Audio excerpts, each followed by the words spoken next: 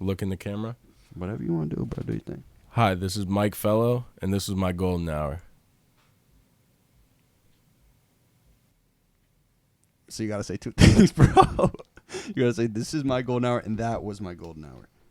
I gotta say both? Yes, bro, because one opens and one ends. Hi, this is Mike Fellow. Wait, all right. Hi, this is Mike Fellow, and this is my golden hour. And that was my golden hour. No, it's hi, I'm Mike Fellow, I gotta and that do it. was my golden hour.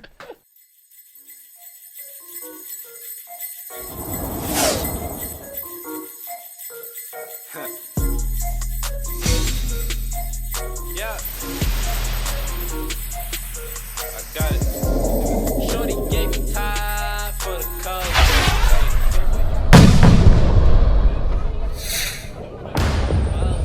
Hey, had to wake 'em up like it's Folgers. Hey, had to wake 'em up like it's Folgers. Hey, shorty gave me time for the culture. Hey, your boyfriend the eye.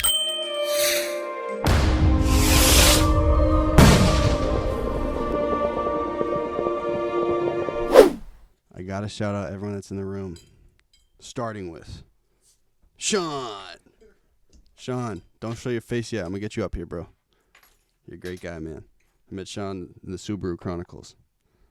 Next is Bixie. Bixie, I love you, bro. You've been my bestie forever, man. Then after Bixie is Bro, he doesn't remember his name. Danny Balkers.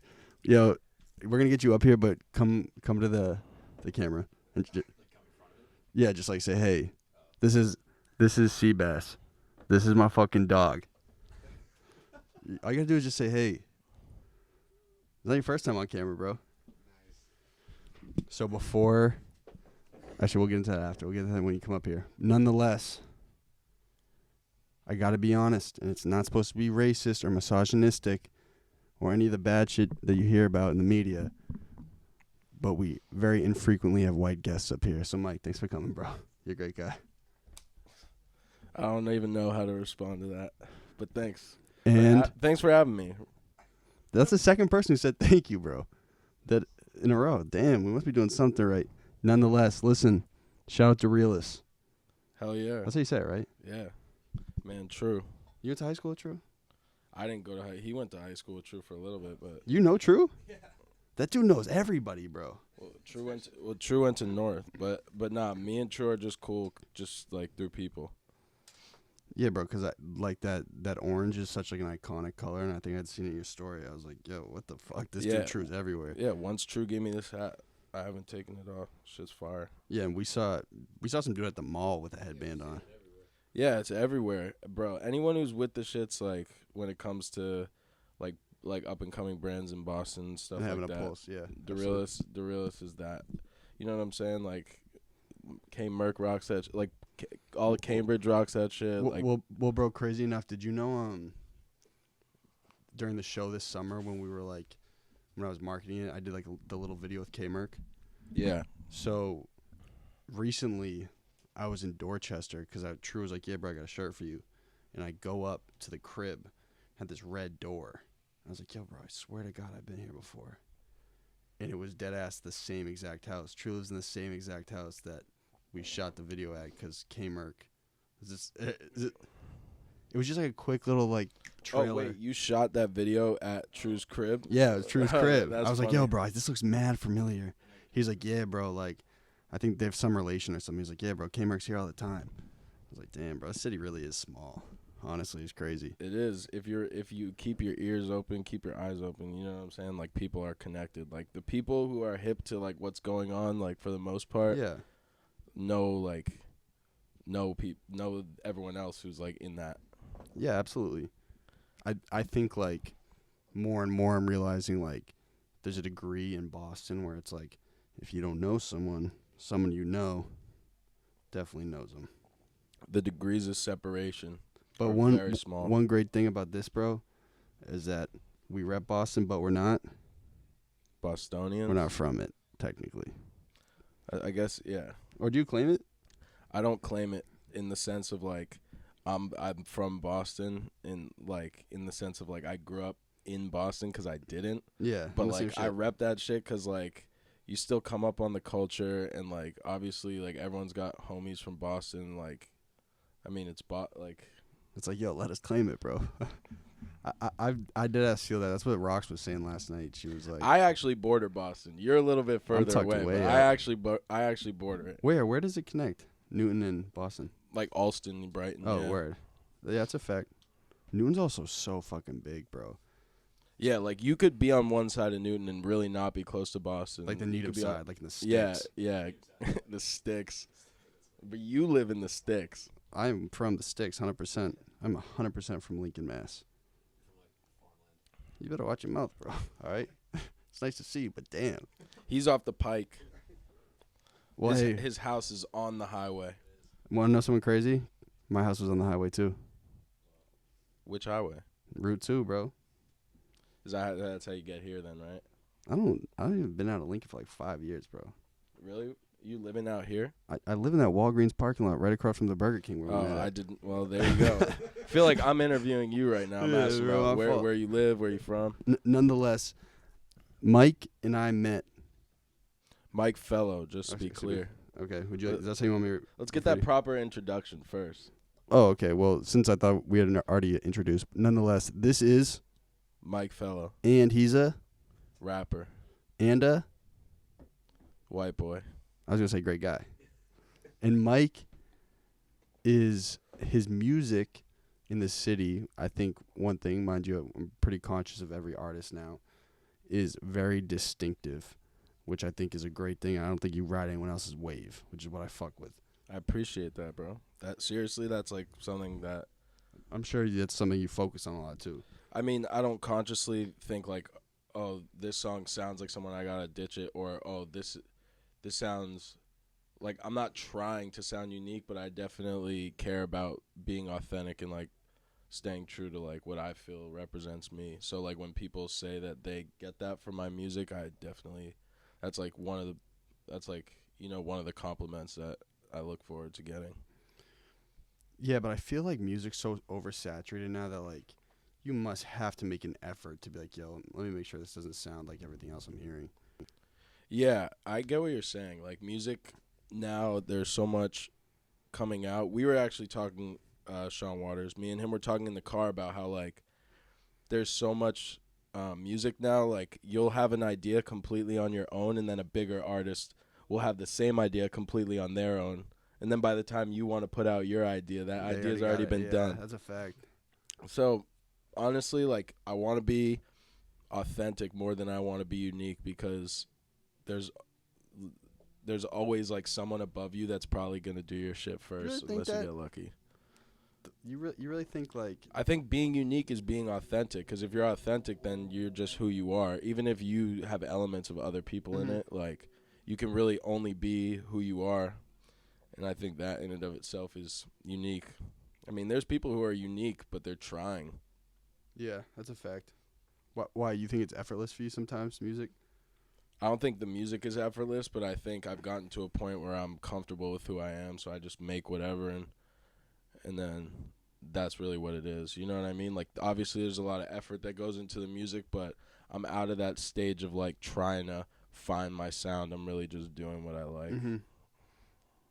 When you say you're comfortable with who you are, is that in line with being self-aware, do you think?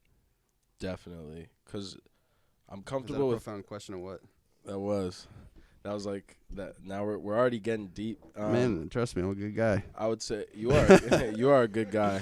I would say like being self-aware and being comfortable with who you are definitely go hand in hand. Like I'm not always the most confident, and like I definitely am self-conscious and shit about certain stuff, but that comes with being self-aware. So like if I feel like I'm doing something that when I'm doing something that I feel like I'm trying to be something I'm not, like it really is conscious in my head. I can't really block it out. But don't you think somehow, this is something I've been thinking about a lot. I'm like, yeah, you can be as individual as you want, but nonetheless, you're replicating something you've picked up on. You know what I'm saying? 100%. Because people imitate. You know what I'm saying? Like, music is imitated to a certain sense. You can try to twist it. Are we on the same page here? Yeah. Okay. You know Coda the Friend, the artist? I don't. He's this artist who my friend put me onto kind of recently, but I'd seen his stuff around, but my friend sent me one of a bar. I think he said it, and I don't know it word for word, but he said something along the lines of, like, I don't trust anybody that says they never lied, which is like, you know what I mean? Like, if someone says they don't sound like anybody or they're not influenced by anybody, like, they're lying. It's like, if you say like, that's just, it's bullshit when people say something that they're completely this or they're completely not that. Like, the world just doesn't work like that. But here's another self-aware question. Okay. If you're self-aware, does that mean you're aware of your insecurities and you're okay with it? Or does that mean you're not insecure? How about that? Does that make sense for everybody? That's like real shit question. Because if you're self-aware, I feel like you're confident to a certain level. Is your mind's blown? Does that make sense what I'm saying? I think being self-aware leads to real confidence. Meaning, like, you might not be confident right away, but being self-aware eventually leads to you making a decision on, am I comfortable with who I am and where I'm at? And then once you get to that point, then you're truly confident, which means you know your strengths, you know your weaknesses, and you're good with that. But, like, people who aren't self-aware, just, it's more like an confident, like, ignorance is confidence. Like, ignorance is bliss, but ignorance is confidence. Like, if you're unwilling or unaware of your shortcomings, then, like, you probably think you're fine. How does someone become self-aware? How do you feel like you became self-aware?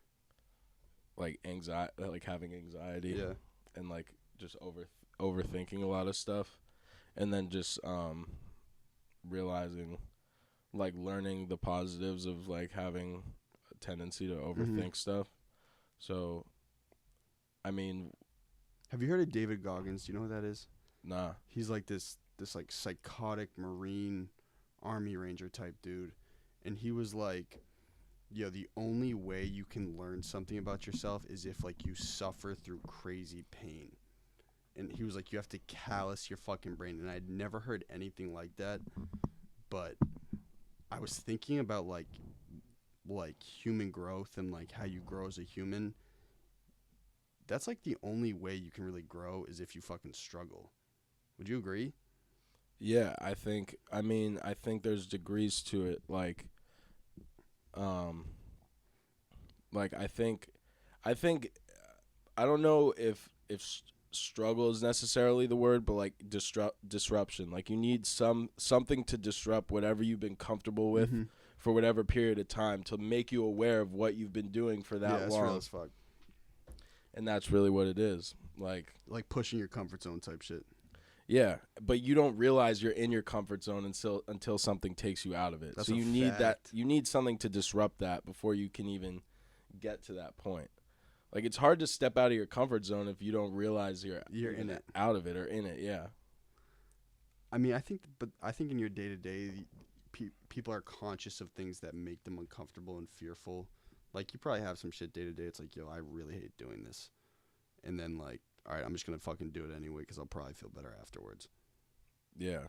No, definitely. That's, like, a big thing with anxiety is like, someone told me one time, like, I don't think this was their words, but basically, like, anxiety is fear of the future and depression is fear of the past. So it's like, anxiety is your negative anticipations towards, like, what's gonna happen, and depression is, like, your negative feelings on what's already happened.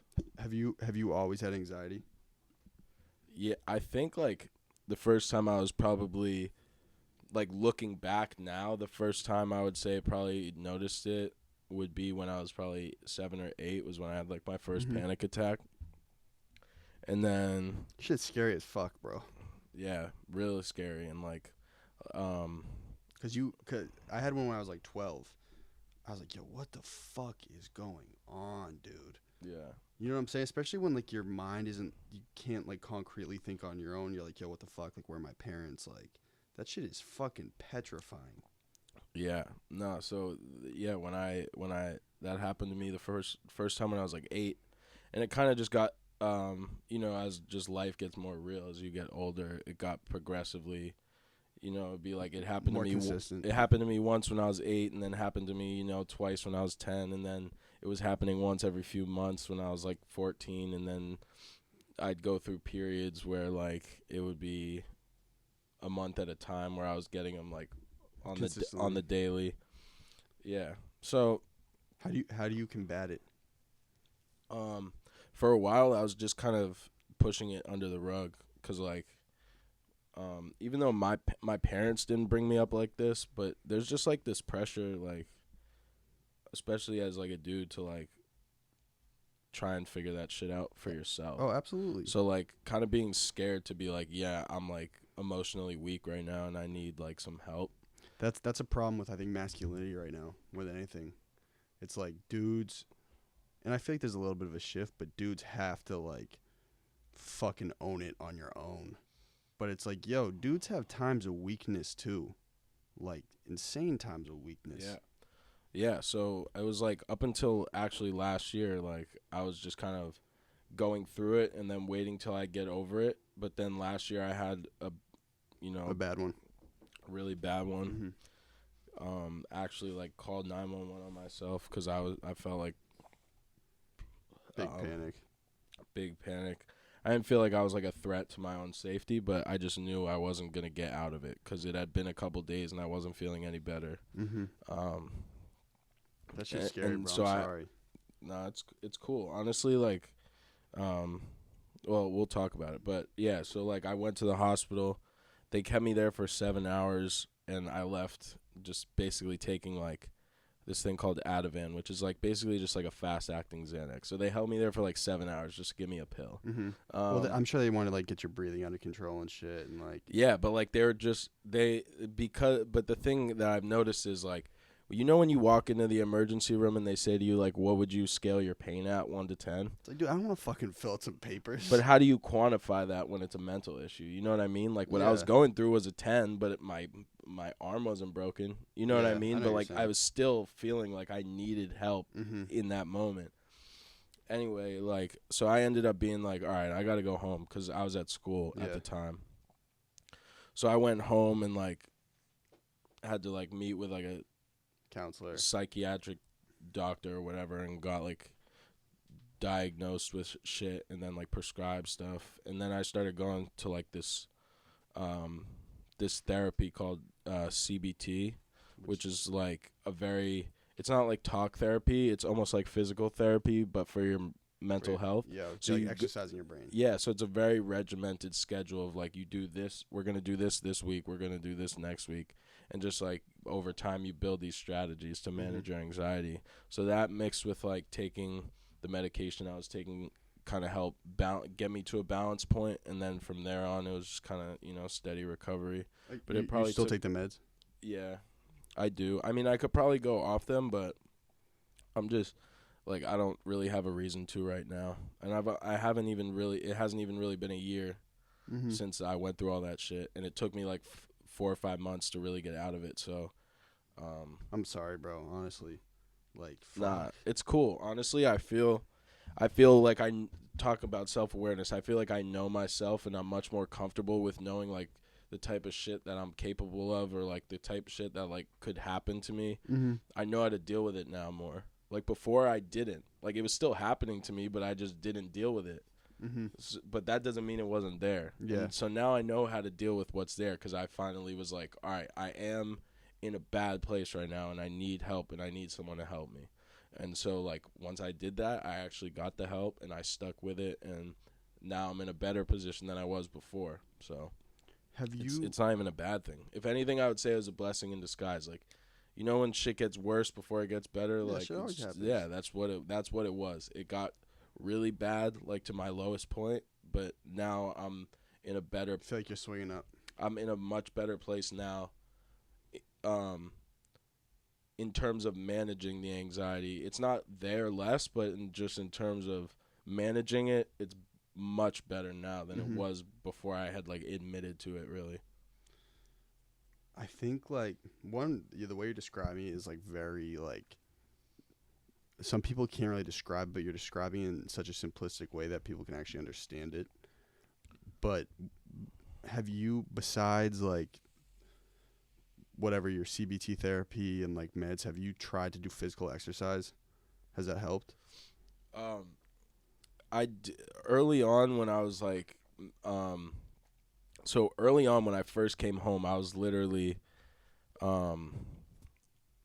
trailing my parents or whatever they were doing. So I would like literally go to my dad's, job site, like, and just like sit in his car or like just follow him while he's doing like whatever, working on a house. And then like my mom, I would like go with her to like just run errands and shit and just follow them around. And so like eventually my mom, like people say exercise is good for your well-being and shit, but I was at a point where I was so anxious that like raising my heart rate would give me a panic attack because that's a feeling that is associated with panic attacks. So like I made that association. But once I started getting better, then I started playing ball and shit again because I like... That shit helped, right? Definitely. You feel... I mean, everyone knows that shit, Like, getting exercise just, like... It makes you feel good. Like, if you get done exercising... Humans are supposed to do, bro. Yeah, if you get done exercising by, like, 10:30, 11 in the morning, you feel like you can do whatever for the rest of the day and you're chilling. I do it every day. Yeah, it's dope. Yeah. I wish I did it more now, but, I mean... I'm lazy. Yeah. What about diet? Like, have you thought about like, yo, if I had like a clean ass diet, that might help? Just in your experience. Yeah, I mean, I try and drink like as much water as I can. I mean, I definitely drink soda and like drink beer and shit like that, but drinking water is super important. That shit helps you a lot, and you don't even realize it. Yeah, I gotta drink more water, bro. Dead ass. You do. Drinking water is clutch. Helps your skin. Helps you like, just feel better. Like you said, like with exercise, that's what we're supposed to do. Like, that's what humans are supposed to do. Yeah, like the thing you're supposed to drink is water. Yeah, like, that's the only thing. I know, it's crazy. So like humans are supposed to just be like crazy active. Humans are supposed to be like hydrated and eat fucking meat and plants and shit. Yeah, it's crazy. Like we're so refined from like what it was originally supposed to be. I know, it's crazy basic. how it's distanced and stuff like that. I think like over the past like year, I've just realized like, yo, humans have like, when it comes down to it, you like have to do your most to. Oh yeah, no, Sean's staying incognito until we get him up here. Yo, do you want a beer? I'm good, bro. Thank you. You want a beer? No. Also, Modelo. You're not sponsoring the podcast, but if you'd like to, I'm a good guy. And so is Mike. Yeah, cover that label until they bring the bread through. Yeah, no, just like give me like a hat and like a foam finger, bro. I'll rep you guys. 100%. Oh, okay. We lost our. I didn't know it was that easy. Oh yeah, 100%. Do you think this is I forget who I had this conversation with, but do you think like kind of the fact that like your mind's been in such a crazy fucked up place sometimes that it's helped the music? And that's not even mean to be insensitive, but like, you know what I'm saying? No, it's not insensitive. After the fact, I think it was high key. I was like, yo, high key, your music, like, your tape was like really like emotional because you dealt with so much fucked up shit. Like, you feel that way sometimes? Yeah, but my tape, like, for me at least, like, I mean, I've definitely written dope shit, like, in being in, like, an okay state, not great, but, like, it was only beneficial after the fact. You feel what I'm saying? Yeah. Like, You're not like, yo, I'm going to fuck my brain up so I can make sick music. Yeah, like, nah, I don't like being in that position. Like, I'll take the general mental well-being over, like, I feel you. making, like, a crazy song, but, because I can still channel those emotions, but just control them, like, the whole like Hot Wings EP was really just like a celebration of feeling like I'm out of that space. You know what I'm saying? Like first line of when the beat drops in sound waves, like first line, I just got through what goes on in my head. Yeah, like that's literally just like what the tape is. Like I just figured it. I feel like I have this shit figured out. So like I like writing from a past tense perspective. I definitely write a lot in the present tense, but like, it's good when you feel like your music can be like the nail in the coffin for that shit, like the resolution, you know? Yeah, 100%. Do you think well, have you always been like a subdued type dude, like low key? Is that how you think I am? Well, that's what you said to me at the Middle East. Do you not remember? I was like, yo, bro, Nah. be happy, bro. Like, this shit's sold out. You're like, yo, bro, you don't know me, man. This is who I am, bro. Do you remember that? Nah, I don't, honestly. I was like, all right, bro, my fault. No, to be honest, I mean, first of all, you're just like hyped up as hell. Oh, well, like, yeah, you see what I drink every day? Space juice, whoa. Yeah, so first of all, I'm just not as hype as you, and second of all, like when I'm in environments like that, like I need to kind of just be like low key, because like I said, like I have anxiety, so the shit just like kind of builds up in me. So I try and like keep it low key, like with people who I'm like real close with.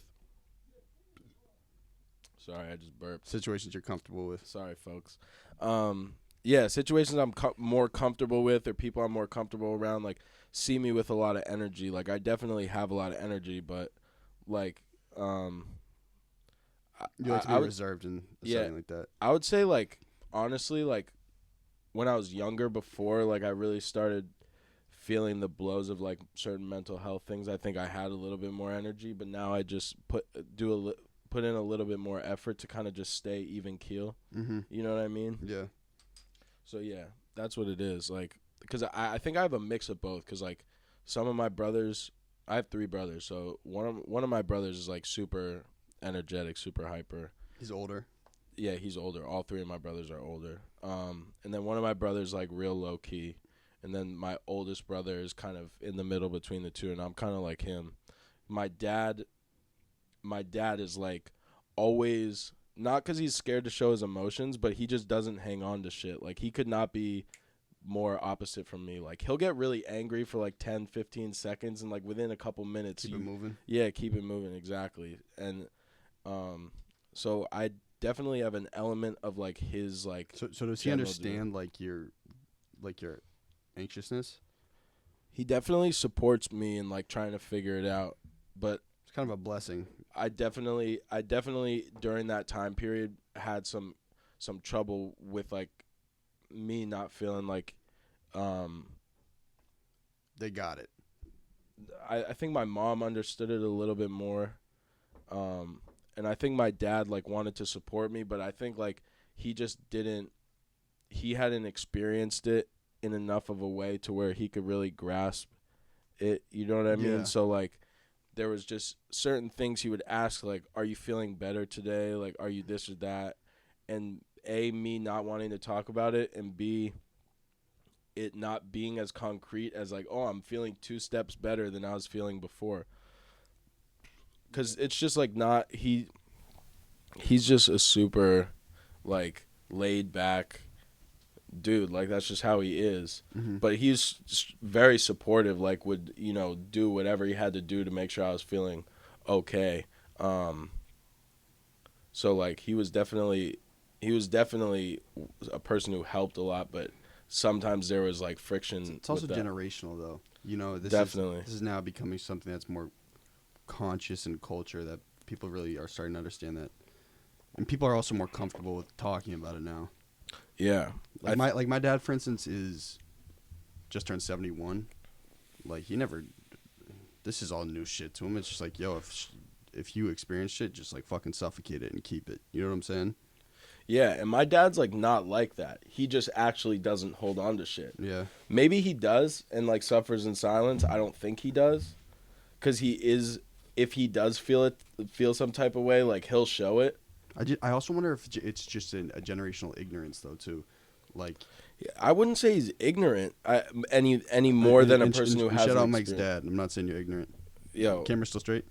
I just want to make it clear. My dad is a good dude. Is very supportive. He's a good dude. He's taught me a lot, but just in particular with this conversation, just for the real, like. Yeah, same way. Shout out my dad. When we're talking about like what I was going through in that time with my parents, like. There was, and it's not just my dad. Like there was issues with trying to, while I didn't want to talk about it, and I was going through a lot of shit, like trying to navigate, like how do I communicate what I'm going through, when I'm also like spending every day working on my emotions, and then I come home or like, you know what I mean? Like, if I go to a therapy appointment or some shit, right? And then I come back and my parents are like asking me about how I'm doing or like how it went. It's like I just spent an hour like intensively working on this. Just keep that there. Let other shit be normal. Exactly. But they just want to know because obviously I worried them. Like I was like I called fucking 911 on myself, and they're my parents. So like, yeah, I don't blame them at all. But that's just the reality of those situations. Mm-hmm. It's like kind of walking on everyone's, including myself, everyone's sort of walking on eggshells. How anxious and how conscious are you of social media just being a bitch when it comes to naturally anxious people? That shit will fuck you up, man. Yeah, I think it can be really toxic for people. I also think it's a harbor for a lot of people who might be naturally anxious or naturally depressed to when they're scrolling through and everyone else is saying like, yo, I'm really going through it today. I think that can make people totally on fucking edge. You know what I'm saying? Twitter's tough with it too, man. Twitter is where people are totally venting. Twitter is the worst. Bro, everyone on Twitter is going through it. Like, I have Twitter almost to just fuel my hatred for the world. You're a sicko, like, bro. I absolutely hate Twitter. Because there's just so much negativity on Twitter because people get validated for their negativity on Twitter. I know. It's tough, man. Like, I think people need don't get me wrong, like, everyone who's feeling some negative shit deserves to talk about it. But I think with our generation with Twitter, there's become a correlation with if I have some negative feelings and I get enough retweets about it, then, like, it's a good thing. So people, like, there's people who are famous on Twitter just for, like, posting shit that's really negative. Yeah, and, like, I just think that's so whack. Like, just because depression happens and anxiety happens and it's important to talk about it doesn't mean it's, like, lit. I also don't think it's... You know what I mean? Like, it's not, like, dope. I also think there's nothing cool about it. As a therapy outlet, I don't think it's effective. And no hate to anybody that's going through it and putting it on Twitter. I just think there are other ways for you to... Where's the bottle opener at? My bad. No worries. I just think there are other ways for you to get help. No, talk to a close friend. Camera straight. Sean, I'm going to kill you, man. You just got to, like... Is that $10,000 camera straight? Okay, good. It's just, like... The problem is there's a lot of people who their therapy is... getting validation for the shit they're going through on Twitter, and it's like you might get that instant gratification, but that's just not a cure for shit. And I also think people take that and make it like a marketing ploy. Like people are like, oh, like anxiety, depression is like is in. Yeah, that shit's not. To be honest, it isn't. No, it is, bro. Like, is that shit crazy? It's nuts. Yeah, and I just think that shit's so whack, bro. Like. I don't think you should. I think it's good to be conscious of it. It's good that people know about it, but I don't think you should glorify it because everyone hates this shit. Bro. No one fucking likes being crazy anxious or feeling crazy down fucking 6 months straight. Yeah, what is glorious about being in a terrible state of mind? Like, there's nothing glorious about it. It's important to talk about, which is why artists talk about it, but. Some people in the music, man, right? But like when you get sometimes when you get praise for it and it's like, oh, I'm talking about this stuff, I should talk about it more. You can get in a habit of like basically you're putting yourself in a state of anxiety or depression because that's what you're getting like feedback for. Yeah, and it's like that your Twitter friends aren't your real friends, man. Nope. They might put that on a t-shirt. They might retweet your shit, but like, okay. I know. It's just like, but I'll just go through Twitter. People be like, "Yo, 2018 been the worst year of my life." Yeah, yo, it bums me out. Yo, I'm big depressed today, bro. It bums me out. Anxiety OD today, bro. People like that dark and dangerous. I know, man, but it's also crazy because like, and it's annoying when it's like people who do it. And they also aren't producing anything positive. Like all you're doing is tweeting negative shit. Like, it's one thing if an artist is tweeting negative shit, but then they're putting out music that makes people feel better. Yeah. It's like another thing when you're just a normal person who has 70K followers because they've gotten enough retweets on shit about how terrible life is. Like, you're just it's like, you're just it's spreading like, let me check in on negativity. your profile so I can just hate my day a little more, man. Thank you, bro. Yeah. That's huge. Like, what? Or feel guilty that your day's going good. I know. The internet's a crazy fucking place. It is, but it's good too. The internet's The good internet's too. also A weapon. big set of weapon for Business. and Marketing. entrepreneurial efforts. That's what I was going to go with. Thought you were going to have it, Seabass. I know it's a tough one. That was my next guess. 1 for 2. Yeah, it's straight. My fault, bro. Messed up on your wire. Do you, when you drink, or you smoke too, right? Yeah. I don't like burn it down like that, but I do smoke. That doesn't heighten it, your anxiety? I actually, it did for a while. Like, I wasn't smoking for a while. I started smoking when I was like 14. Damn, you were at it young. Really? Your grade wasn't doing that shit at that point? What, you talking 8th grade 14 or 9th grade 14? Like, summer going into 9th grade. Oh, shit, you were really bored out there in the sticks. Honestly, I was just like trying to be on what my cousins were on. Yeah. My older cousins and shit. You know what I mean? One of my friends also started like, he smoked with his older brother.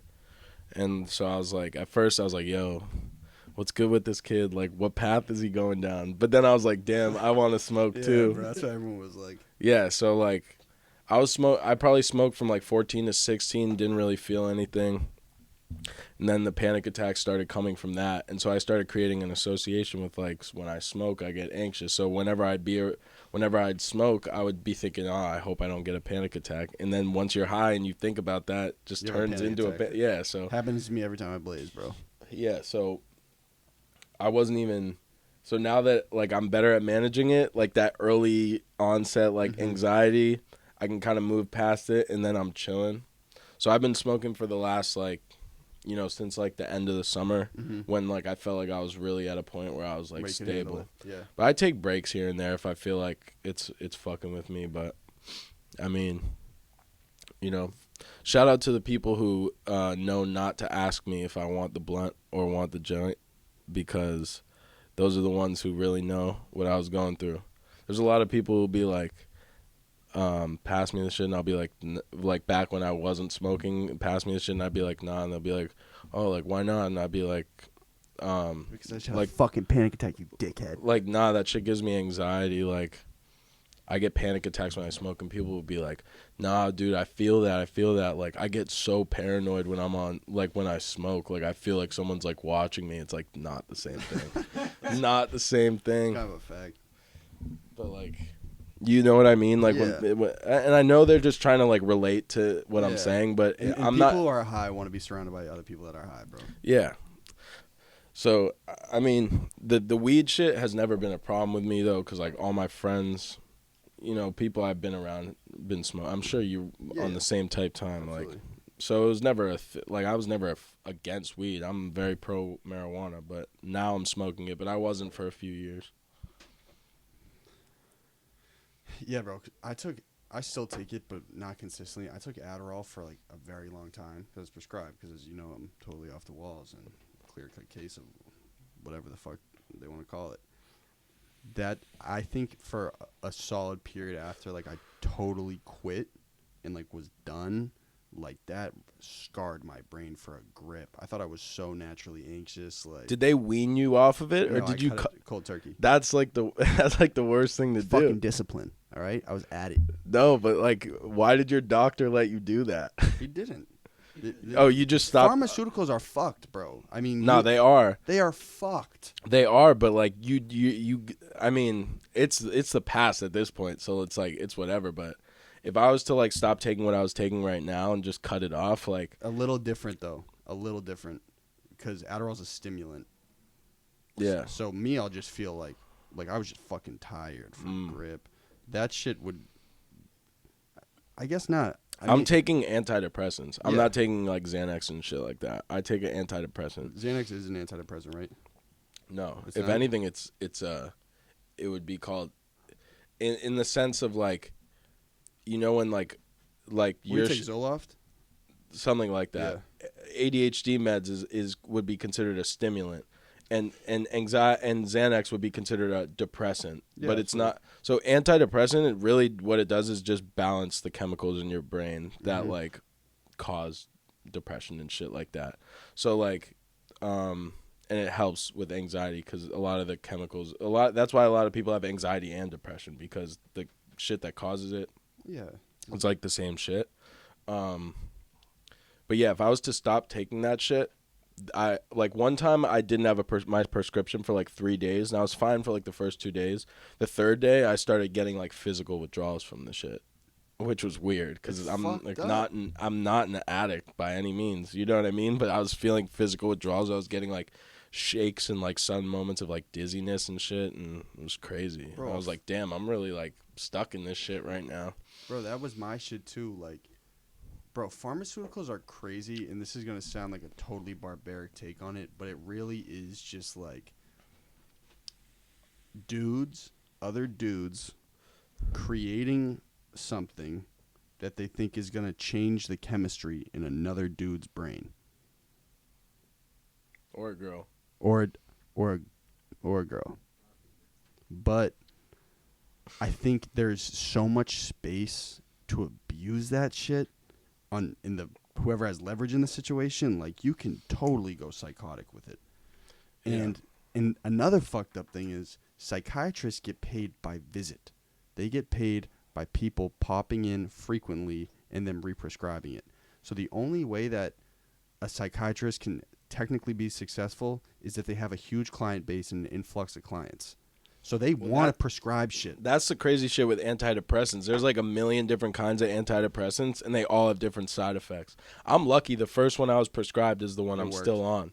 But I have friends or like people I know who have taken like 5 or 6 different kinds. You know what I mean? Yeah. So imagine like having to go through 5 or 6 different kinds, and you're suffering, and the other person's making bread off it. It's fucking tapped. The business does not make sense. They're making millions. But they're making cakey. So I'm gonna join the train. Big pharma. That's the wave right Skrelly. there. Skrelly. Yeah. Skrelly. That's GDP's next. That's our next branch. I like that. Golden Deer Productions, Golden Deer Pharmacy. Yeah, the GDP Pharmacy. And listen, don't come to Phoenix Down Studios for that. Is that where we're at? Yes. Oh yeah. You just snitched on yourself. Oh no, they know we're here. Okay. Obligatory plug. We're at Phoenix Down Recording. This is in no gas, this is the best studio to come to in Boston, not only based on rate, but when you come in, you're going to come out with something much better than what you had in your pocket when you came in. Run by John Scott. He's a top 10 engineer in the country. Statistically. Based on all stats. 3-point percentage, batting average. I would also say based on being a great guy. He's an awesome dude, and I wish he was here so you guys could meet him. Thanks. All right, so that was the ad section of the Oh no, podcast. we got we could plug a bunch of shit. Right. All right, here we're gonna use this period of the podcast for you to make sure you get your plug off, so I can cut you up a clip in case you want to push it. Say, hey man, this is what's out. This is my Twitter, Instagram. All right, we're gonna do that now. Yeah, I want to make sure you get it. All right, yeah, bet. All right, yeah, so my name is Mike Fellow. You can follow me on SoundCloud, Mike Fellow, no spaces, all lowercase. Apple Music, Spotify, same shit. YouTube. I just put a video out for a couple songs on my EP, which is Hot Wings. That's on every platform. Instagram, Meesh Fellow, MEESH Fellow. Twitter, Mike Fellow. And yeah, that's basically it. I put shit out pretty regularly. I try and, stay up, interact with people, so. I'll plug it for you, too. His EP was, for me, and mind you, I'm not a music reviewer, you know what I'm saying? I'm just a good guy, was very different than everything else I've heard in the city, which was, very refreshing. I think on both the production side and the lyrical content. So, yeah, man, between you and I.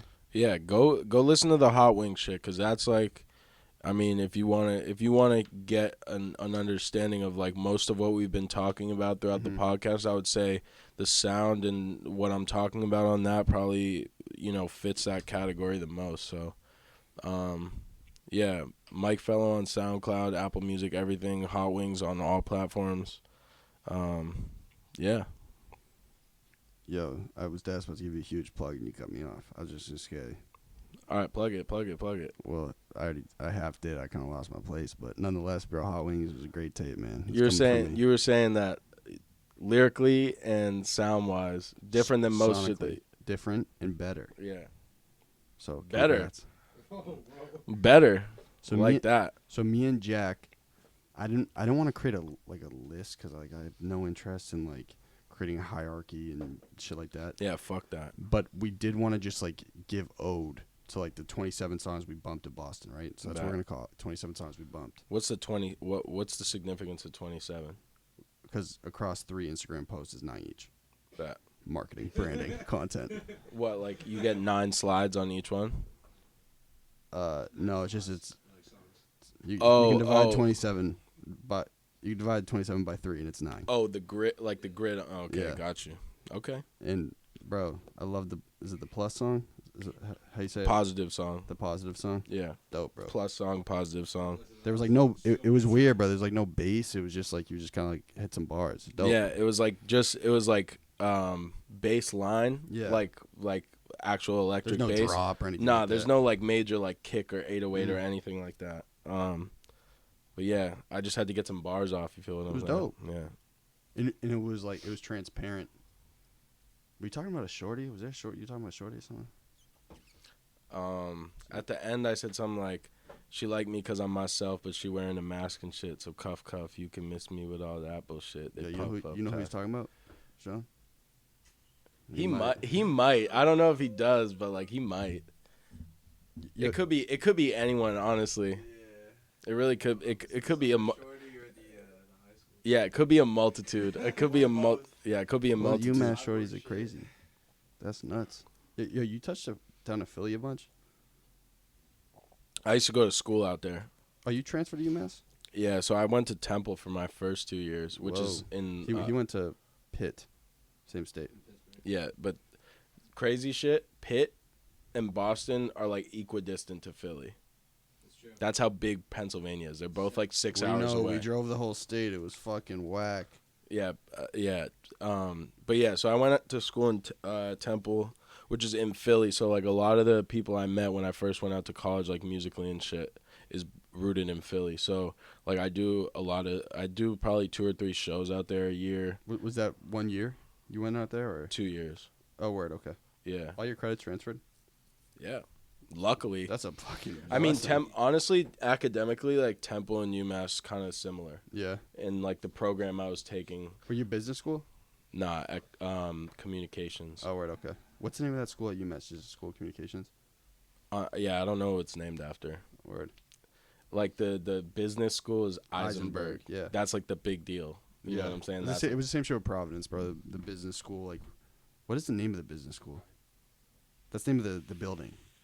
It might just be PC School of Business. The nursing school at UMass is fucking huge too. You know, it's crazy how to get UMass Amherst or Lowell? well, all of them.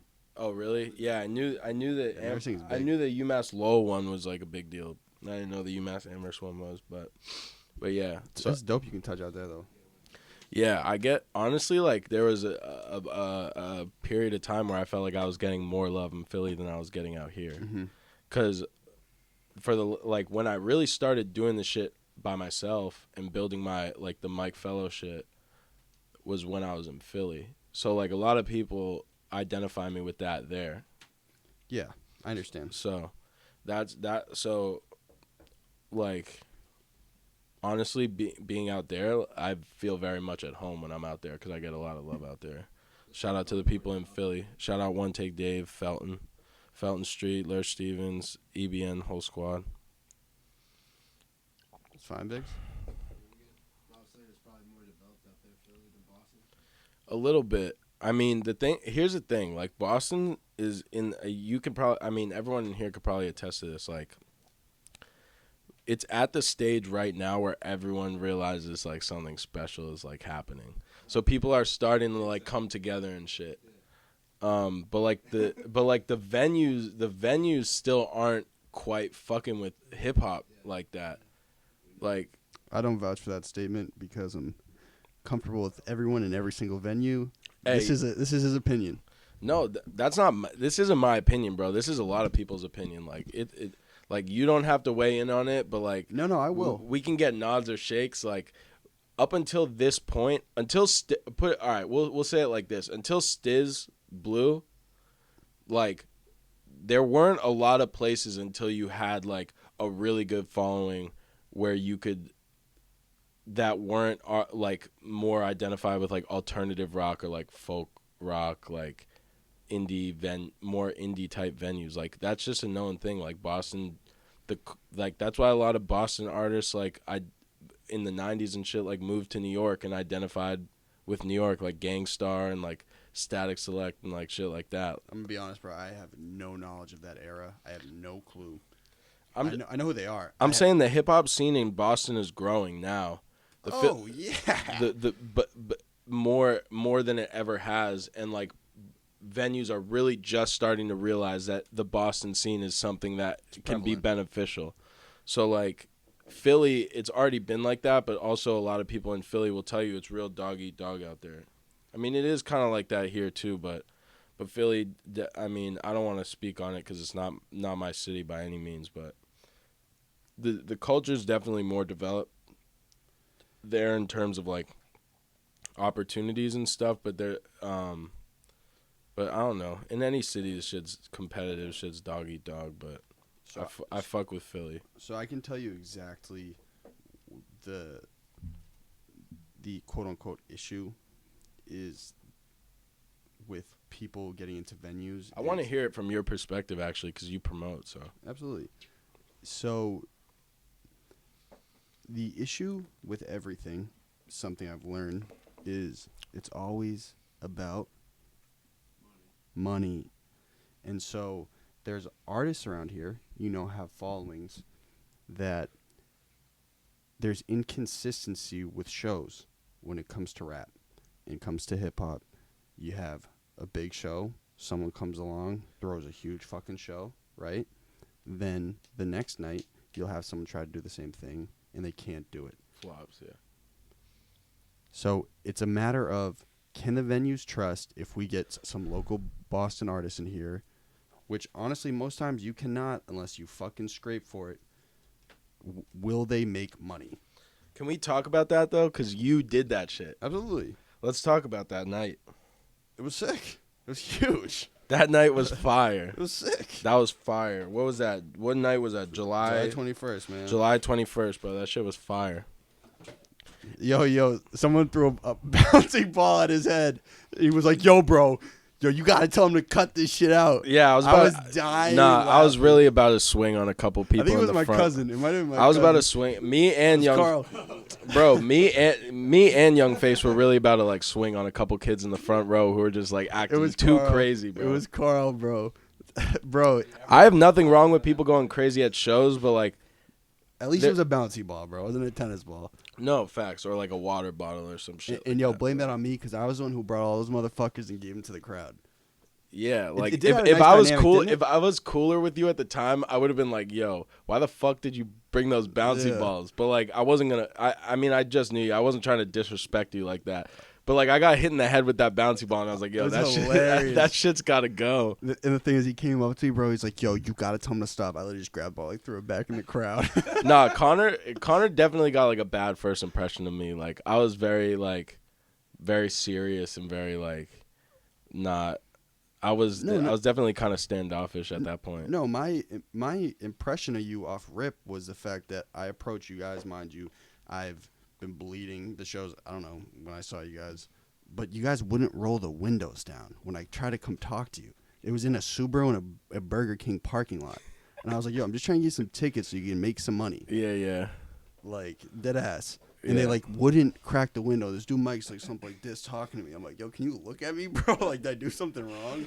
Yeah, nah. I after like, cause at first I was gonna do it as a joke, but then I realized like that you actually felt like I had actually made you feel like kind of uncomfortable. Well, Like I was just like, yo, can you put the window down, Yeah, bro? yeah. This is fucking weird. Nah, yeah, because I did it as a joke. I was like, yo, I'm gonna fuck with him. I'm not gonna roll the window down. But then I realized like I actually kind of like was fucking up his vibe like doing that. So I was like, I felt bad after that shit. And then the night And of also, the, you guys didn't get out of the car. I was like, yo, we can just like meet. And Sean was in the car too. Wasn't I Yeah. just like, yo, I'm a normal dude, bro? yeah, no. Yeah, I'll officially apologize for that because that was a little OD. And then the night of the show, I was just stressed because it was like the show night, and Yeah. obviously you were stressed too. Mm-hmm. Everyone was stressed out because like that was the biggest show I've ever played. There was 500 plus people there. Like You know- that was a big ass deal. You know how many tickets were sold? It's straight, bro. You know how many tickets were sold? Like 6. 620. Yeah, They just I would pushed say it. probably in and out there's probably around 600 people, or like at least 500. I don't think. it was South Set was the when it was like fat. There was like a late rush. Yeah, we were like right before like the peak of it. Mm-hmm.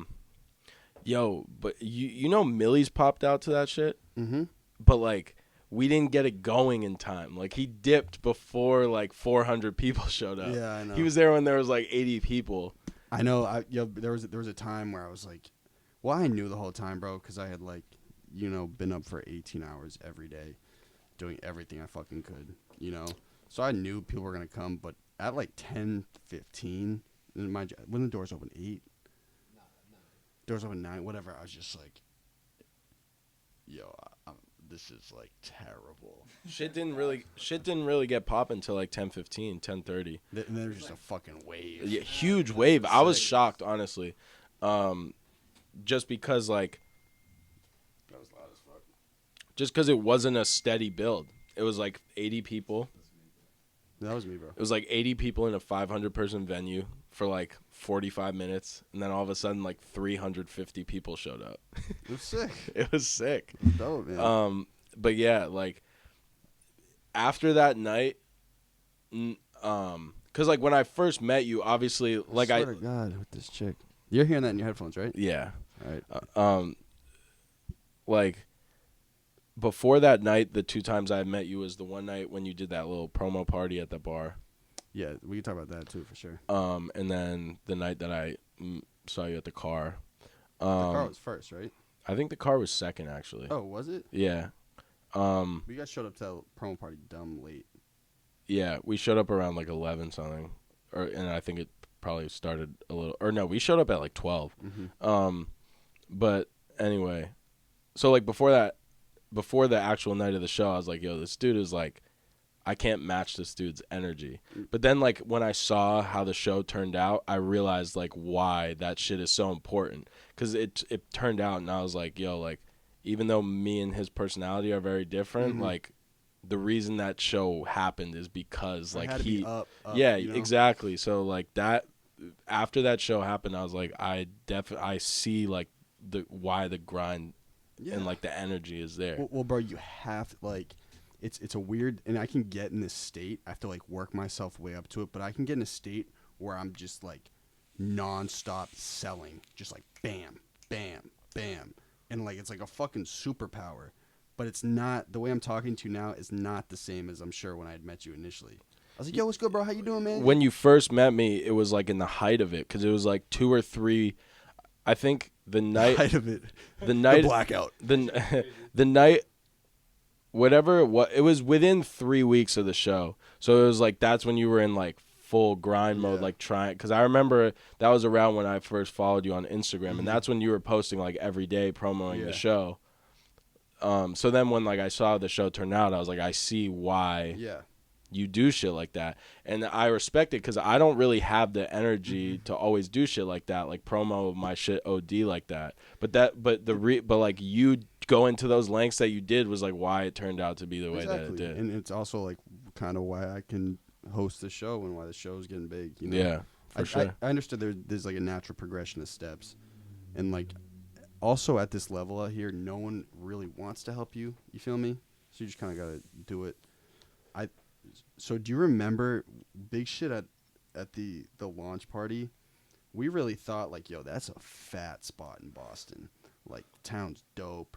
We shot like sick trailers for it, but I really undermarketed it. We were like, yo, bro, like this is a gimme. And there was no one there, bro. Yeah, facts. And so after that shit, I was with Jack. I was like, yo, bro, I'm going to have to go to reach a different level to sell this motherfucking thing out, you know? It was sick, though, man. It all worked out. It was dope. Nah, it did, for sure. But back to Boston as a whole, like, I remember it was either you or my homie Marcello, who actually does like all my cover arts and shit. I think I know Marcel because when I was editing the event footage, was he wearing like a tight white shirt? He might have been, Yeah. honestly. I don't even know. But he walked outside around like 10:15, and he was like, yo, there's like 200 people outside like waiting to get in. And I was like, what? Because at that point, there was like 80 people inside. Yeah. And then the shit just ended up being crazy, so it was dope. That's hilarious. Carl was throwing balls. And who crowd surfed? Was someone else in the crowd, or you guys crowd surfed? We didn't crowd surf. We went into the crowd. Like we were we brought the mics out into the crowd, and we like had a small little mosh, like going like just rapping with like the crowd around us. I want to say it was someone on South, like during South set that did. I think you and Sal should make a song, bro. Honestly, Is he serious about it? Not even on a disrespect way. Like he's just really quiet. He's been dead ass working on a tape that like for a grip. And I know everyone says this, but it's really good, bro. word. I mean, like I have to be honest. Like I've only heard the couple of shit that like you've promoted from him.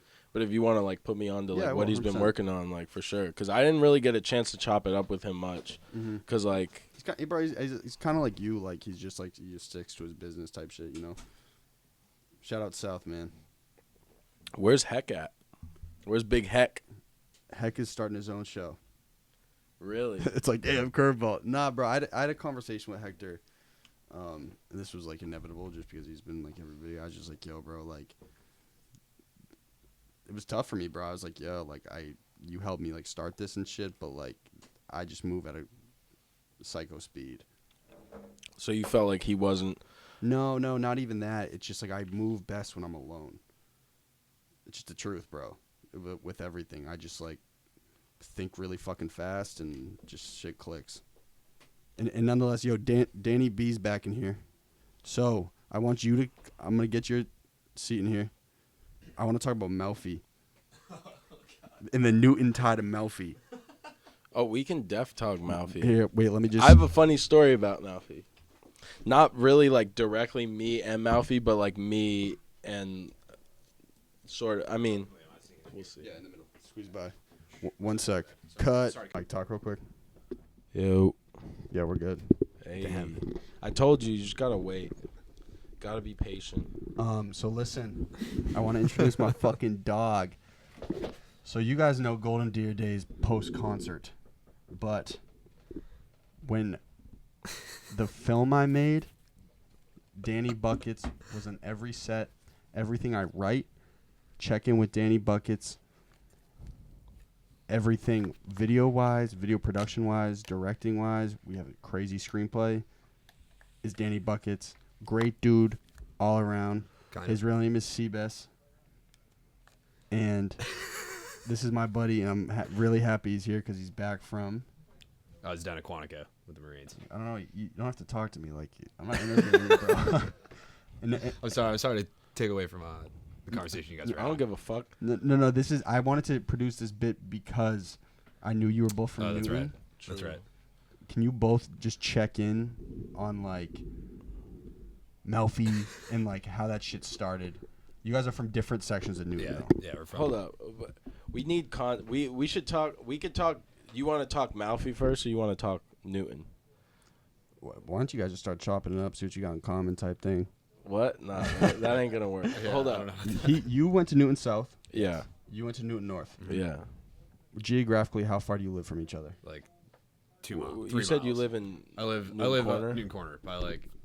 Is it not? Just talking to it. Give me like a location you live like near. by like you know where Oak Square is in Brighton. Yeah. Like I live closer to that. Oh, okay. Oh, so we live close. So you live off like Grove and shit? Yeah. Okay, yeah. So we live close. Yeah, so we're actually not that far away. We're like in terms of like closeness to Boston, we're like kind of similar. Mm-hmm. But How does that work by school district? he though? lives on the north side of Comm Ave. Yeah. I live on the south side of That, Comm that's Ave. the divider. Kind of was like the divider. Basically, yeah. New North is significantly bigger than South, though, right? Like Not significant. 400 or 500 people probably. Yeah. But like 100 bigger. south is like 19 or 2,000. So big as I know. fuck. And, I know. and Yeah, north is yeah, like north's like 22. 25 or Yeah, 25. it's pretty I'm big. pretty sure. Yeah. 26. There's no like schoolyard beef, right, between like North and South, I mean, no. or is there just some None bullshit? that I can think. None. What are the stereotypes? There used to be beef back in the day. I want to hear Stereotypes. your. I want to hear your. I don't know. There's not stereotypes. really any like actual. Like, Nah, there's nothing. There's nah. nothing, Let's like, get real. legit. Let's hear. What's the real South stereotype? I don't know. It's like I would say let's get what I know. Let's because I get was ethnic. Let's get ethnic with it. you guys like weren't as good at sports or something as us. Why though? I would say I think there's a stereotype that South is traditionally much artsier, right? Yeah. Yeah. But even that's not true. I don't That's know. not true at all. It's all. Here's all- here's yeah, where it there you comes go. from. Newton, the south side of Newton is where a lot of Jewish people settled. Mm-hmm. The north side of Newton's where a lot of Italian people Yes. settled. So like is back in the day when there was like a lot more anti-Semitism and shit like that, and like just general like cultural divide. Like the north side was the Italian side, Mm-hmm. the south side was the Jewish side, and like the Italian kids had the reputation of being like tougher than the south side kids who were like more likely to be Jewish. Yeah. And like And so like a lot of kids are Excuse me, riding my up. fault. My fault. Jack. Yo, be quiet. We can hear you on the mic. It's all good. So so like back in the day, so like a lot of kids are riding off the reputations of like what their parents might have experienced at one time, but it's not really. Oh, so there's a legacy thing in Newton. Like people like grow up there, have their kids there. oh yeah. Yeah, I mean it's not really possible now because housing. I mean, shit's just expensive, but but like yeah, traditionally Italian people lived on the north side, Jewish people lived on the south side, and so like that kind of carried that whatever animosity there was at that point of like this side's the tough side, this side's not, kind of carried over. It's not really necessarily true anymore, but like people still kind of carry the beef. Like there's Yeah. definitely beef. Did you play football? Yeah. So, like in football, your senior year, remember we got into a brawl? In football. You're Yeah. a year younger than me, right? Yeah, when we were in the preseason. Remember we played that Oh, preseason game yeah, at that's North right. and there was that brawl? Oh, that's right. Yeah. So, like, Oh yeah. It's always going on. it's shit like that. But, like, there's That's not just really. stupid. So There's not. schoolyard's shit. Like, it's not. I mean, Newton. It's Newton, bro. right? Yeah, like, Newton's, like, low key as fuck. Like, there's not. Exactly. It's like. It's not like kids are pulling up on people and, like, fighting and shit. But, like, I would definitely say when, like, if you were at a party and, like, you were a group of North kids and, like, you were at a South party, like, you would definitely feel like you're out of place. Like, Yeah. I've definitely been in those positions before, but, like, it doesn't get that deep. It Yeah. was definitely a bigger deal, like, Yeah. 50s, 60s, 70s type shit. Yeah, I was gonna say, so football would just play exhibition because LS played Newton South, mopped every year. It was sickening, I bro. mean, Except the year that we beat you. I wasn't. Not when you were at school, but Oh, it was the next year? the year after me, we beat you guys on Thanksgiving. Oh, but we were both long gone out of high school at that point. Well, you were 2 years out. I was 1 year out. Yeah, bro, that's washed. No, All in right. our 4 years, that Yeah, was a nah, smack. yes, that is a fact. There That was is a there was fact. some quarterback whose like dad was a weatherman or something. No, no, he's it's a- Austin Burton. Yeah, He plays Austin at, Burton. he plays at UCLA. Yeah, right now. UCLA. This dude's a total stud. Total Absolute stud. So my senior year, we got washed on Thanksgiving, but the year after that, he was still there, and he was the best quarterback in the state by I mean, far. he's like Yeah. unbelievable. Yeah, he's not. Who He's is nasty. Natick? Who was it, Natick again? Troy Oh, Flutie. Troy Flutie. Nah, Yeah. we don't give that dude a shout out. Fuck that dude. Well, that's the rivalry. Yeah, Natick North. Yeah, but not. So like, yeah, his last year before he went down south for like recruiting and shit. Oh yeah. They played on Thanksgiving and they won. But yeah, There was. I don't know. But the reason we only play exhibition games in football is because of fighting. Because there would always be like Stupid. stupid stuff. But it's not like. It's the peace treaty. It's the South and North peace treaty right here. Yeah. Wow. Look at- Yeah, You I don't guys know. Bring the two communities together. We'd shake hands, look into the Look at camera, that. and say there's no beef. There's Look no, at that. No more beef. We squashed it. Newton's fucking huge. It is big. Yeah. is. I know from my Grubhub days, bro. Dead that's right. ass. Damn. There's some places in Newton that it would probably take me as long to get here as it would take to. Definitely. Like, I'm much close. There's a lot of parts of Newton that I'm way closer to Boston than I am to there. Where is Wobbin? Wobbin I is don't like.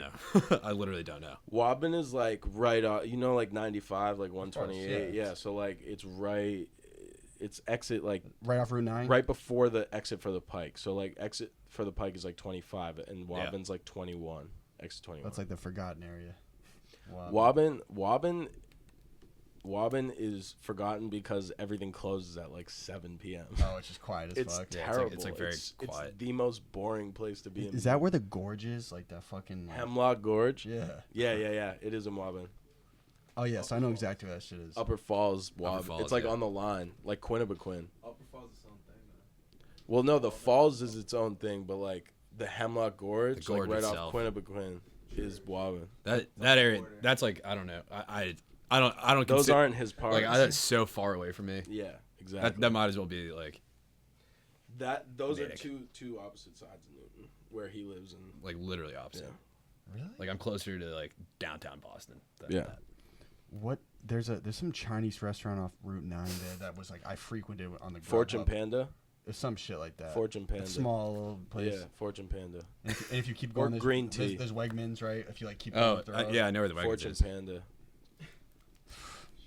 I know all them, all that shit. Yeah, then we hit Newton Center, bro. We get JP Licks. The That's where you tips got were- JP tips Licks. were always whack. Was it Sweet Tomatoes in Newton Center? Sweet tomatoes. And then you got Jake's Falafel Yo, Corner. didn't someone Jake's drive their car Falafel into Sweet Fry. Tomatoes or some shit? in West. Oh, Newton. in West Newton. A different Sweet tomatoes. Dude, But that was actually like really sad. Like people were just that was in West Newton. Someone yeah, died? one. Yeah. I think Jesus. Someone was like literally just waiting in line for their pizza. I think Just one got, person died, and then One person died, yeah. I actually used to work at that Sweet Tomatoes, and my person no who was way. above me got seriously injured, like broke Oh a my ton of bones God. and shit. Yeah, it was like terrible. Some dude had like a heart thing, like a spat, like a not a stroke, but something to do with like Heart attack.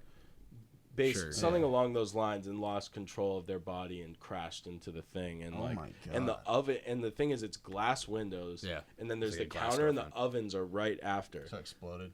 No, but the car like it could have been way worse because the car drove right into the center of the thing and could have hit the ovens, which would have literally caused a huge explosion. That is like the saddest and craziest. Yeah, it was shit. like ridiculous. Oh my God. Did they reopen? I think. Yeah, you guys like Jake's Falafel? Yeah. Didn't I go there with you? Yeah. I can walk there. That's like where Oh. I live. I live around there. Gotcha. It's like right near BC and shit. Oh, okay. Oh, all right. See, but you used to work at BC. Yeah, I used to be a lifeguard. Yeah, you don't have to deny it, bro. It's straight. I'm not denying it. All right, Yeah. let's talk Malfi. Wait. One more thing. How much different is this content than the other shit we've produced? This is like, yo, there's no Like edit, filter. ridiculously different. I know it's crazy. Maybe do you have the light that light stand though? Is that yours? Did you buy It's that? not, no, John already had it at the stew. That was Oh. huge. Yes. Oh, yeah, So I would like to talk Malfi. The song. Wait, hold on. Can we pause the recording? I need to take a piss.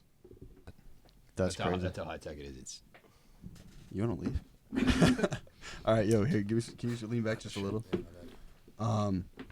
So Mike, you probably could start it off. When Okay. you're a year younger than us, I probably heard about him when we were in 8th grade. You probably in 7th grade. No, I think it was like 2011 ish when I heard of him. High school. It was 8th grade. 8th grade, early high school. Word. The reason I asked you is because his song is called Miss Newton, Miss right? Newton, yeah, that that's was his right. big shit. yeah. That was that was one of his shit. Yeah, there was a remix to a Oh, J. Cole that's song. right. Oh, it was the same beat. Yeah, it was. I mean, a lot of people don't realize it. It was like one of a song on like one of J. Cole's mixtapes. Word. But yeah, Miss Newton. That's was, right. Was I yeah, forgot it was a about J. Cole beat. Yeah, that's right. That's why I'm asking you. All right, I was kind of lost for a second as to where the. But yeah, question Miss was, Newton yes. was No, one. You're Miss, right. Yeah, Yes. Okay, yeah. there we Miss go. Newton was one of his first shits to like really go up in terms of like internet virality. Well, oh, South Seer? What the hell? Did you know this dude was gonna be here? I told him to come through. Oh, word. Okay, nice. This is a fucking party. So you? Yeah. What about it? So, did you guys at the time know like how big that shit was? Because he was like, he's a rapper from the city talking about like a suburban chick, like the concept of the song was like, yo, like she did a bunch of drugs and shit. Is that yeah, right? Yeah. Do you remember it, Mike? Yeah. Yeah, It was, At the time, did you like know how impactful that shit was? Because now I did not. is a really big deal, especially in all these circles with the venues. They always refer to like a Mouthy show. I remember I went to it. Did I? Was it Mouthy? I don't know. I went to I think one of his shows. You went to a show? I'm dead serious. I did. you remember that thing? It was like college something. It was like a little music festival that was supposed to attract like the college kids in the Boston area type shit, and he performed it. Yes, he was like the headliner. It That might have been the joint that you went to. There's something like that. But yeah, Miss Newton my was a memory big is, like, deal, but terrible. that wasn't actually the first song that I heard by him. But wasn't he popping it over at like Newton high schools and shit? And like, Well, because he was doing like he was doing the little pop ups where he would like pull up on high schools and shit, and like he did like Boston Latin, Newton South, Newton that shit North. is genius. He would like show up and like people would get For lost their minds. for the time, I don't think it would still work now, but for the time before like Instagram and like that shit really blew, It's just like effective. YouTube videos. You know what I mean? Yeah. Like when kids were, like back in the day when you were younger and you would like look up your high school on YouTube to like see if there was any videos. Yeah. Like it was yeah. it was mad smart for the time, and like he pulled that was before I got to high school though. So like that was 8th grade, I guess. You came When you my were freshman probably- year at yeah. North. Okay. And like it was like such a big deal. Him and his like crew rolled up. And Just clean it up a little bit. He was smart. He was smart about it. So am I? Is this like a totally random question? But I thought this was like a big deal in terms of Newton kids that this song was created, or is this? Okay, then that was Maybe for the terrible journalism on my part. No, man. maybe it was for the older kids, but like for me, it wasn't really. I was young. kind of the same boat. I remember I like heard it and like people would talk about it, and then I was like, Yeah, it's good. It's a good because song. I was in 8th grade, bro. Like I didn't associate like drug use, suicide, and all that shit with like my. Okay, that was terrible journalism. I thought in terms of Newton, like yo, this was like a staple, like a landmark. Oh like, no! Like people weren't bumping that shit. No disrespect to Mouthy, but like there was plenty of other Mouthy songs that people were fucking with more than that shit. Boston Lights, Pick It Up, Throw My Three. Yeah, Pick It Up, Throw My Threes. He was always wearing like a Red Sox jersey or Celtics jersey type shit. Twisted and Light It.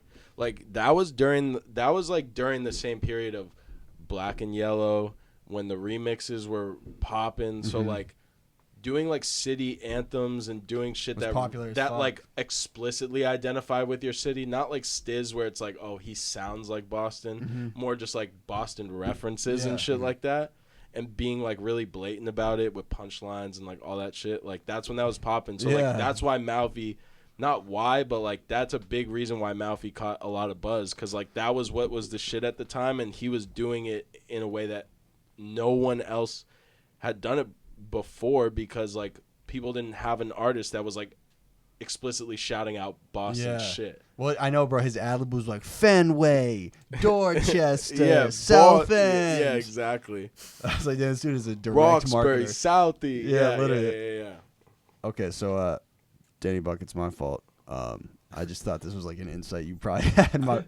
Totally misdirected on my part. I cannot have less to say. All right, no Let's worries. get him out of here. Yeah, all right, we'll cycle Sean in. All right, we gotta Bucket, switch. thanks for All coming, right, bro. let's switch gears. Yeah, we will. Don't worry. You want to pop up?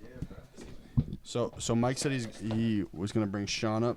Sean, we met a couple of times. Sean, It wouldn't be right to do this podcast for me without bringing him. okay, great. Thank you, bro.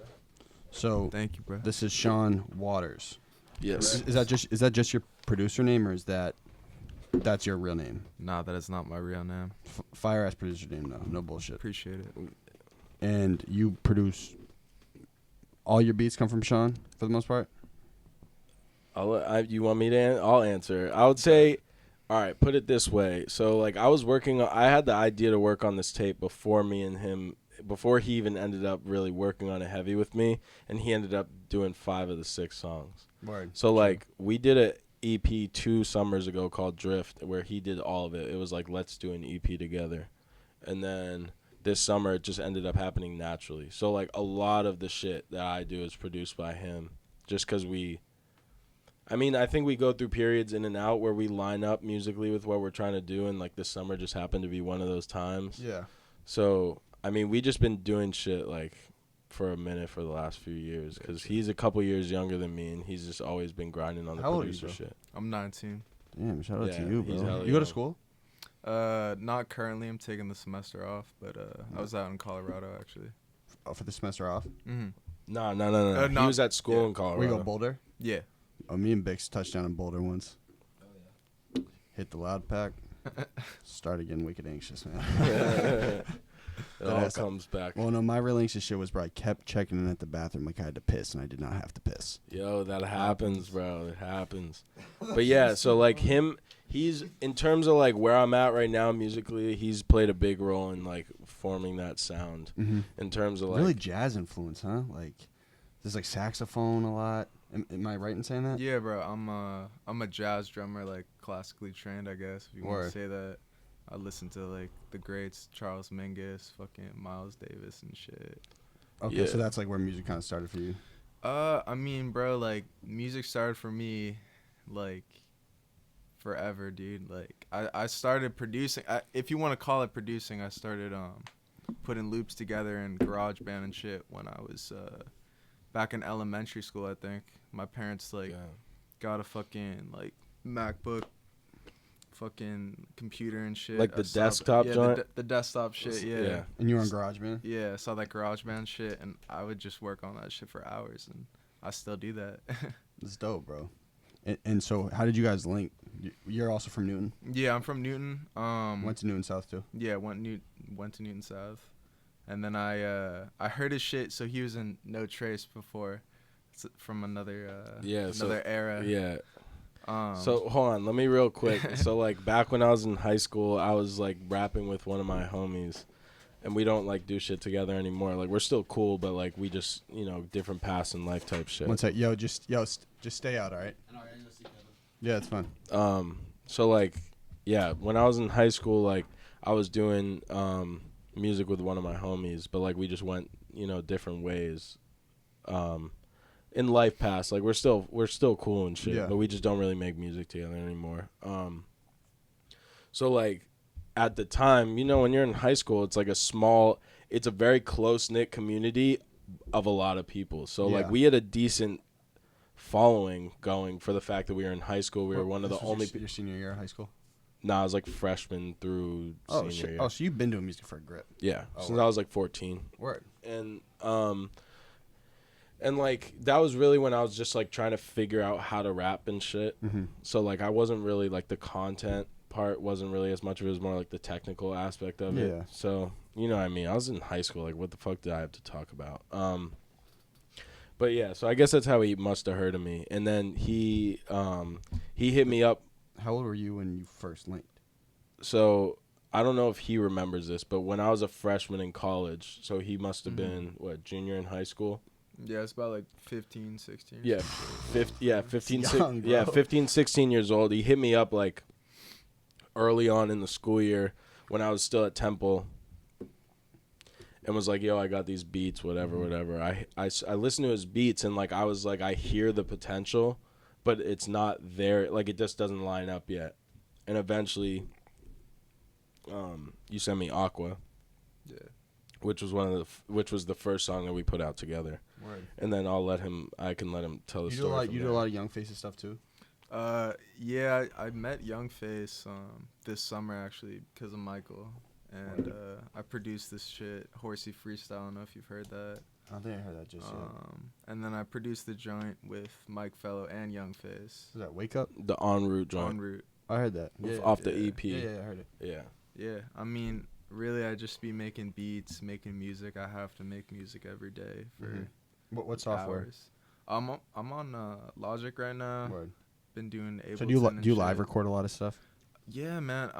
It really depends. Like I like to go in each session, if you want to call it that, just with nothing on my mind, and just let the music speak to me. Like I sample a lot. I use a lot of samples with Mike, Yeah, we'll talk about the jazz in terms of the jazz influence and shit. Yeah, when I said that, you seemed like I was like dumb. Am I right? in No, saying that? you're not dumb. I'm not sure. But like, But you're fucking stupid. no, to make it more specific though is more like I think early on he was doing a lot of jazz sampling, but really like more in terms of the general aspect. Like the shit we come together on a lot is like very sample based. So like early on it was a lot more jazz shit.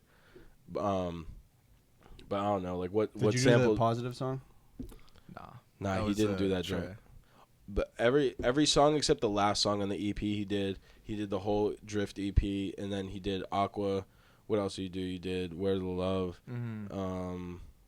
And Seems like you guys get along well too, huh? Yeah, bro. we did a lot of shit. But yeah, it like eventually got to a point where we were just friends, not just making music. And like he was not just sending me beats, like we were just chopping it up. Word. So we would just start listening because he has a record player. We would just listen to records and just find the samples and shit. So once the putting saxophone, trumpet shit and samples got kind of played out, like we had to like start searching for like new shit. So it's more like I don't know, like what would you say the samples you look for now are more?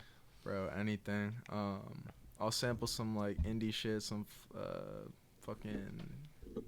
some metal shit, honestly, like Funk, soul, like anything. Man. I listen yeah. to everything, and I think that's But yeah, no, we Look use at a that. lot of samples from like instrumental, like in terms of like real live instrument stuff, and then kind of make it our own thing. But yeah, like we've just once he kind of showed me the type time he was on, like I was like, this is where I want to go. This is what I've been looking for, but haven't found a person to do it with. Word.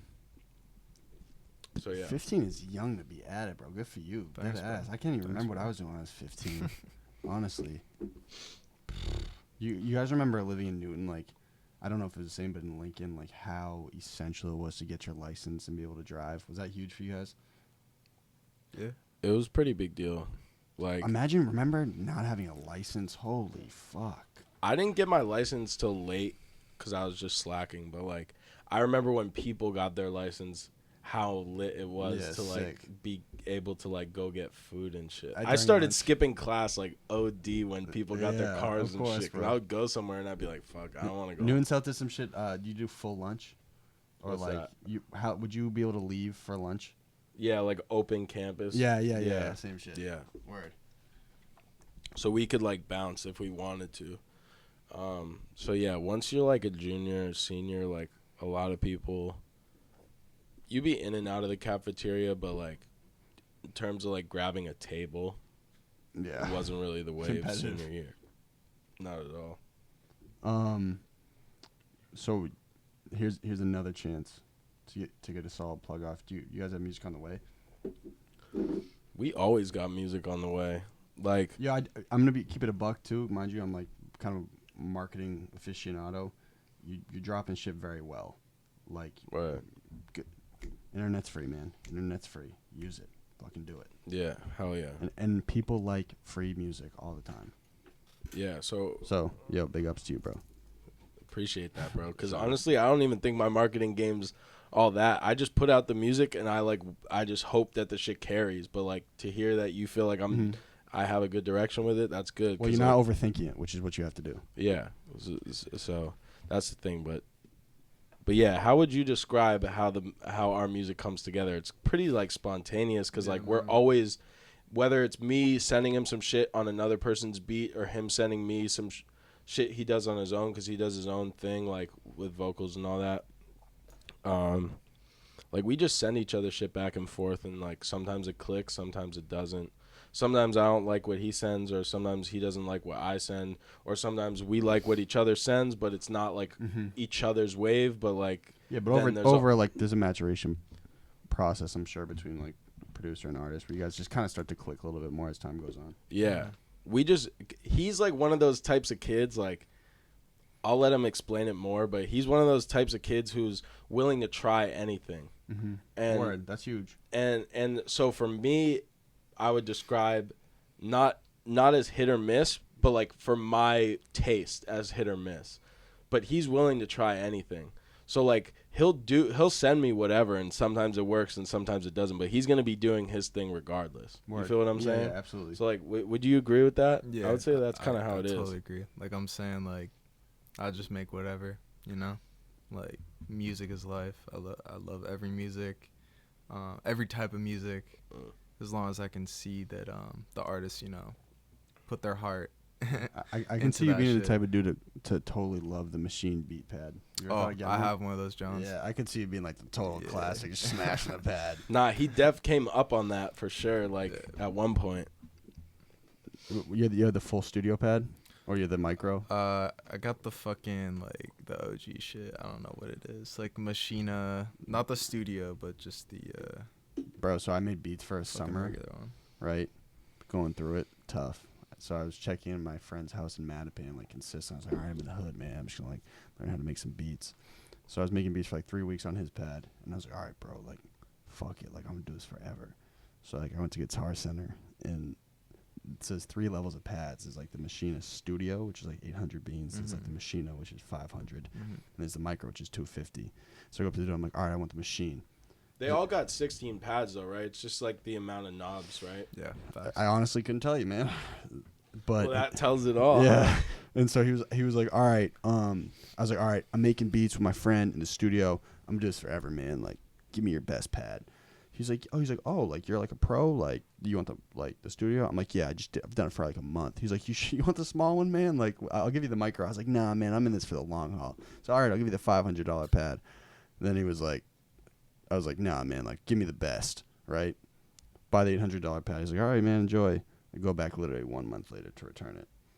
Yeah, bro. I mean, what I find more as I keep, you know, producing is that it doesn't really matter about the software, doesn't matter about the hardware. It really just matters about that sound. And like, just for any young producers, old producers, I think you can all agree that it's really just about the sound. When it comes down to it, and the feel. Yeah, and just, you know, I think working with Mike Fell has been dope because he's like unique, and I think that you should never make a beat, you know, thinking, damn, I want to make like a Drake type beat. You know what I'm saying? Like, it's not gonna come out right. You know? No, that's facts. You want to just make a beat.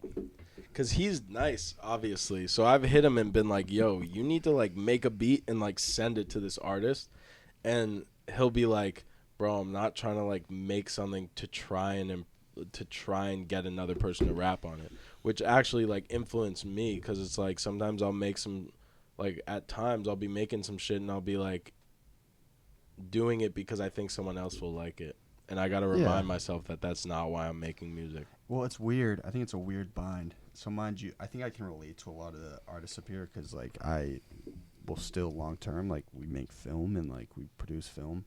So I understand. Yeah, your skits and shit are like pretty cinematic, like relatively speaking, for like an Instagram video. Oh, absolutely, bro. I mean, that's where I'm like strong. Yeah. So it's like I get it, but at a certain point, you have to make something that sells. So I realize that's like a tough bind for a lot of artists. It's like, fuck, I don't want to like abandon like what I really like, but at the same time, I need to somehow get bread off this. One for you, one for them. It is kind of a trade off. Or it's like finding the mesh, don't you think? I would say so. I mean, You think about that a lot, like, yo, how am I gonna come up like off of big money making music? put it this way, there's nothing heroic about being a person who's unwilling to understand what other people like. Absolutely, totally right. Like the same thing like I was saying before, anyone who says they never told a lie, I don't trust anybody who said they never told a lie. Anyone who says they don't care what other people think, capping, bro. Like, even if you don't care, like, you don't let it affect your activity, you're aware of what other people like. Absolutely. Like, that's just a fact. So, like, you still make stuff with a consciousness of, even if it's just a matter of, like, can people relate to this? Because I care about that. I want when people hear my music to be like, this resonates with me in a certain way. But at the same time, I'm not going to sacrifice what I feel is authentic to me for the sake of making other people fuck with it. Yeah, you're conscious, dude, man. You just gotta find that balance, bro. It's finding that balance. Balance, baby. Fine a balancing guy on that's really tipping into balance. softly. Nah, he is. This dude's mad. Like, I mean, this is how he is all the time. He's just hella low key and shit. Damn, bro. Me and you couldn't be more different, but I dead as fuck with you, man. You're a great Thanks, guy. bro. Fuck you too. All right. I'm gonna ask you to skedaddle real quick, just so I can finish up with like one or two with Mike. That's straight. Peace, babies. And shout out to my guy Sean. What's your IG, Sean? _ Sean Waters. And Twitter, anything else? SoundCloud. Twitter should be Sean Waters SSS or 666. Twitter should be Sean Waters 666. SoundCloud. Are you really on that And, satanic shit? Not really. He's just on his dark shit. low-key. Facts. And then SoundCloud, I'm Sean Waters, and yeah, bro, let's get it. Shout out to my guy. I'll let you squeeze through. This fucking wires. I know, man. Don't tell him. So, there was one thing I wanted to discuss before we ended. Let's do it. Well, there's two things. One of them is not that serious, but this dude Mike is the king of the low selfie shot with the double chin popping. He takes his pics like this. Yeah. Dead ass. It had me dying though, bro. He does it Yeah. every time. I don't really get the statement. I don't understand, but every picture he takes, he puts on the gram. He's like this. Yeah, It's fucking bro. hilarious. Yeah. Is that's just your signature? Well, first of all, the fact is I got a double chin. Well, you got a beard though, bro. I got a beard, which definitely makes me look a little more fat than I am. But like, You think that? I thought it would usually make your face look thinner. well, because I let it grow on the neck. Yeah, I feel you.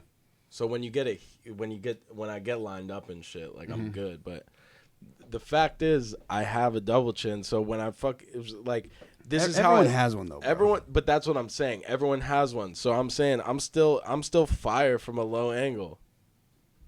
I'm still you gotta gonna see it, Seabass. It's like hilarious. Do you get what I'm saying? Like, He's like this. my I point. know, but you really force it though, bro. You're like, Yeah, because I'm trying to make a point. Like, it's not like what is the point? my point is that like this like I can look good from a high angle, but like also I'm happy with myself at a low angle. Like this is me when I look like Yeah, bro. This But is me you when also I like look stick like your shit. tongue out sometimes. Like, every time you do it, I'm like, yo, bro, this dude's really a 101 on IG. It's ridiculous. Seabass, All right. look, this shit's absurd, bro. I like that. That's your pose. You get what I'm saying? Like, I'm not saying it's like some big fucking statement. It's more just like, all right, bro. Like, That's some key ass marketing. I can key tip- ass marketing. I can tip the angle to be like this, but like the point of what most of my stories are is trying to get whatever I'm saying across. So it's like, okay, like I look like this from down here, but I'm still trying to say the same thing whether I'm up here or down here. So fuck it. Like I'm just gonna take the picture down here. Also, I'm usually chilling in the whip, so I'm like, I'm not about to be like this in the whip. I'm gonna be like this. You know what I'm saying? Like, 'cause that's how you. hilarious. That's how you look at your phone. You know what I mean? Like if I'm looking at my phone what's the like good this, angles like this? I Usually feel some like people hold it up the higher. good angles like this. You know what I'm saying? Like I'm about to post that on my story right now. Yeah, tell me you're on set In that golden deer. of the most rambunctious podcast set possible. Also, thank you for being patient with the ins and outs. I appreciate that. Oh yeah, bro. Honestly, I've had a good time, and you know, bro. Like I've been low key, but like high key, trying to get on this shit for a minute. Oh yeah, absolutely. I knew you were gonna like bring me on at some point, but I just wanted to make it clear, like I want to be on the show. Oh yeah, absolutely, bro. I think you also have a pulse of like, you know, you've like loved Boston music for so long that you understand that this itself is kind of a big deal that this is starting to happen. Yeah, I see like all the homies like pulling up on the show, so I'm like, I want to be a part of this shit too. Yeah, you know what I'm absolutely. saying? So yeah, that like, I definitely fuck with what you're doing, because also like, the real reason why people who quote unquote control the industry in Boston are starting to respect the hip hop shit is because the artists are starting to make it clear like that we're gonna rep Boston. You know what I mean? Like, Hey, bro, I gotta be honest with you though. I think it's really about money, bro. It's like whatever it's all about. It's a fact. I agree that it's about money. I'm saying now the fact that artists are showing off the buzz and being like, this shit is something happening, people see that they can capitalize off of it. I'm not gonna lie, like, the venues are out here trying to like put artists on and like create a wave. But I'm saying for them to see that it can be capitalized upon is to like see that there is something growing. And the shit's hella grassroots, which is why I believe in it so hard. Like, you know what I'm saying? Like, you're just a kid who is like, I want to do this shit. Like, I want to promote shows. Like, I want to do this and that. And you're doing it. I'm bro. Like, 90% of my music was recorded in either a basement or a bedroom. Like, fucking. Bro, I always want to be indie with Like, everything because there's nothing more satisfying than starting your own shit and it working. Yeah, like, I mean, I can't speak on behalf of everybody, but like, I know for a fact, like Drape and like Cal and like the artists and like a lot of the artists in Boston who are like really blowing up, like they're all rapping with like their homies and like people that they ride with and shit. And like it's the same thing with me, bro. Like I fuck with the people. And K-Merc, shout out to K-Merc. Yeah, K-Merc too, bro. Like 100%. Had you known of him before the show? I didn't know of him before the show, but You got put on a Dolly. Did you listen to Dolly? I listened to Dolly. I mean, I listened to his tape. The intro is fire on the tape. And the one that he did the video with, the we gonna rush some shows and I don't know what to do. He's nice, bro. Yeah, he's fire. But yeah, like I've known for a minute that like the Boston scene is actually like very grassroots and like very close knit, and now it's like starting to come to light. So like, I'm glad that it's starting to get recognized a little bit, and I just like the direction that the shit's going. Well, the only problem, which I'm happy, like I can kind of be a middleman, but there's a lot of people out here are like pride themselves on being divided. Like there's a lot of like people who like want to have like a division within it, and I'm not even trying to sound stoic, but I really think like the only way this can actually like move and pop, one, there has to be a huge artist that stays. Two, people have to move as a collective. Well, look at the people who are starting to make noise. Who are those people? The people that are fucking with other people. Absolutely. Polo, Geo, Cal, Drape, D the Flyest, K Merc, Millies, Stiz. I mean, like everyone who is making noise in Boston right now, me, Youngface, everyone who's making noise in Boston right now is fucking with another artist from Boston or is hip to other artists in Boston. And that's important to put a city on. Absolutely. Look at Atlanta. You know what I'm saying? Like, I'm not saying Boston is Atlanta. I'm just saying, like, Atlanta's blueprint was artists fuck with other artists from Atlanta, and that's how you make the noise. And, like, that's what's happening. Well, so I think this is, like, one last thing I want to hit on because they're going to kick me out of the stew soon. But, like, you and I both grew up, as did Seabass and Sean, I'm assuming, around a lot of white kids. White kids, it was tough for them to care about Boston music, rich white kids specifically. I am just trying to figure out a way to make what's going on here a little bit more marketable for those people because they haven't caught on yet. White people are going to be late to everything. Not me and us, but, like, not people who are with the shits, but I'm saying, like, the average white person is going to be late to some shit that's cool. Like, it's just, look at history, bro. That's why you gotta, that's why the whole, like, cultural appropriation thing is a conversation. Is because white people in general, will be late to the conversation, realize some shit's cool, and then capitalize off of it. And that's just a fact. But I hear what you're saying, 100%. I gave up on trying to get people hip to that shit when I was in high school. You know what I mean? I was like, I'm gonna do my thing regardless. Yeah, I feel you. I haven't though. No, I get what you're saying because at the end of the day, like 60 or 65%, I don't know what the fucking number is, but the majority, it's decreasing, but the majority of the country is white. So absolutely, or the plurality or whatever, but like of the country is white. So obviously to go mainstream, you have to tap into that market or whatever. But well, I just mean even locally though too. Like no, yeah. Like imagine if all of Newton, like all the artists from Boston, everyone who went to LS like loved all the artists from Boston. You know what I'm saying? Oh, I'm sure you have boys that live in Southie that like work a corporate job. You know, we all do. Like, imagine if they all like Boston music. You know what I'm saying? Then that shit will fucking pop. Shit's dead ass scumbag. I don't know what the fuck just happened. No, I hear. No, I 100% hear what you're saying. I mean, the thing is, for me, like, the more I've gotten into the music, the less I've identified with those people. Not that I'm actively trying to distance myself from those people, but as much. Yeah, like the more you get involved with a certain culture, I'm not even talking about like black culture, but just hip hop culture in general. You're going to identify with the people that understand it and are with the shits when it comes down to it anyway. Yeah. And I think, I'm not telling you this, but I'm saying just in general, like the mainstream general population is going to be late to whatever's already been cool.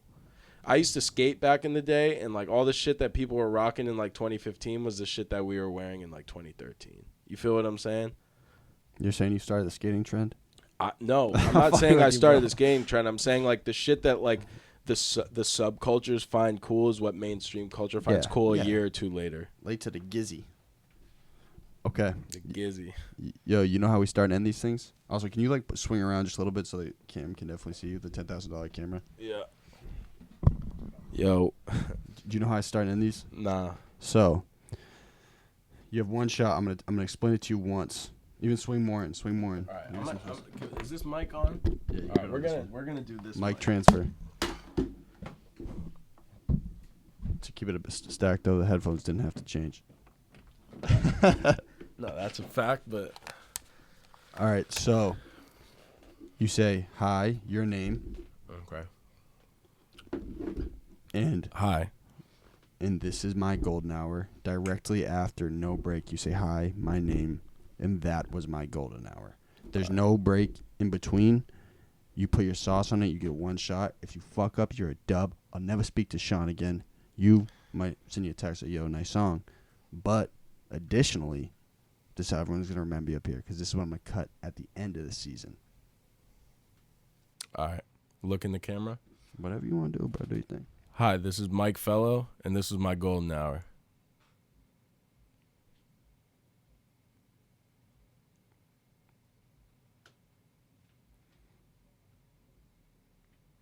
So you got to say two things, bro. You got to say, this is my golden hour, and that was my golden hour. I got to say both? Yes, bro, because one opens and one ends. Right. Hi, this is Mike Fellow, and this was my golden hour, and that was my golden hour. We're gonna go one more time, and it's not even bad. Don't get anxious. It's fine, bro. This is my golden hour, right? Hi, I'm Mike Fellow. This is my golden hour. Right. Hi, I'm Mike Fellow. That was my golden hour. Oh, I see what you're saying, because you put one in the beginning and one at the end. Exactly. All right. Hi, this is Mike Fellow. Wait, all right. Hi, this is Mike Fellow, and this is my golden hour. And that was my golden hour. No, it's hi, I'm Mike Fellow, and that was my golden hour. My bad, yo. I'm a little. All right. So it's off 4 Modillos. Yeah, I'm off the 4. All right. Hi, this is Mike Fellow, and this is my golden hour. Nice. Hi, this is Mike Fellow, and that was my golden hour. Perfectly executed. Only took 6 tries, Sean. You got it. You're gonna still talk to him though, right?